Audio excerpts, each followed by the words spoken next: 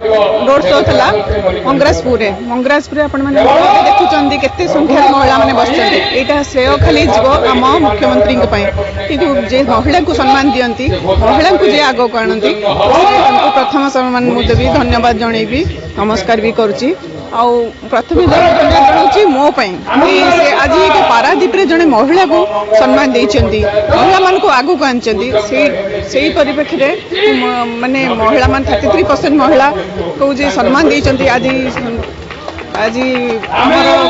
विधानसभा 33% महिला मैंने आमएलए एमपी करमर ये दीटा महिला प्रार्थी सी हूँ राजश्री मयली मुझे गीतांजलि राउतराय दी जन को समस्त धन्यवाद जनइबी आम मुख्यमंत्री देखो आज यहाँ मिश्रण पर्व था बहुत कांग्रेस थे जेहेतु बापी सर्किल आम मिशिंट तो जिते सब लोक थे आसिक आम विजु जनता दल में मिसिले कहीं यहाँ निश्चय आम मुख्यमंत्री संभव हो पार्टी विजु जनता दल में जो मैंने अच्छा जो मैंने बहुत जिन बहुत किसी कार्य बाकी योजना जिते सब कराई समस्ते एकत्रित होती एक मन एक प्राण मुख्यमंत्री को षष्ठ थर मुख्यमंत्री कर रंजित कुमार दास महापात्र मो घर है मंगराजपुर मु विगत 15 वर्ष राजनीति सक्रिय अच्छी बापी बाबू कांग्रेस रे 2टा टर्म काम करी बापी बाबू 2019 मसीह आम लड़की 2000 भोट देलु से बीजेडी 2200 भोट पाई जदि आम दुई दल बर्तमान मिसी जाऊँ आज्ञा बीजेडी रे वन साइड भोट हम मंगराजपुर पंचायत रे बीजेडी वन साइड भोट हम आपण मैंने 4 तारीख रिजल्ट पाइबे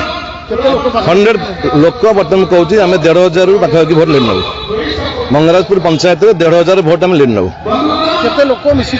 आज पाखापाखि आम 200 लोक मिसबार योजना थिला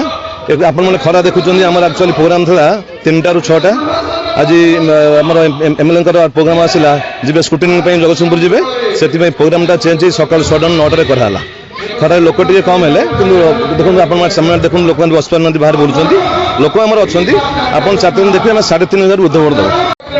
आज देखो मोर संसदीय क्षेत्र पारादीप निर्वाचन मंडली आज मंगराजपुर आज गोटे कर्मी सम्मेलन आयोजन कर आम बहुत उत्साह आमको मोर आमर समस्त कर्मी मैंने आमको पाछटी आनी आज ये गोटे साधारण सभाटा आम करूँ बहुत संख्यार आज एत प्रचंड रौद्र ताप सत्ते बहुत संख्यार आज माँ मैंने उपस्थित होती गोटे कथा कहूँ चाहे आज आम माननीय मुख्यमंत्री नवीन पट्टनायक जो प्रकार चिंताधारा रखिंट आमर राज्यर स्वार्थ को आहरी समृद्ध करने जो प्रकार सबू प्रकार चिंताधारा आज प्रमाणित हो सारी आग को जो इस्ताहार से कहते बिजुली बिल छाड़ करेंगे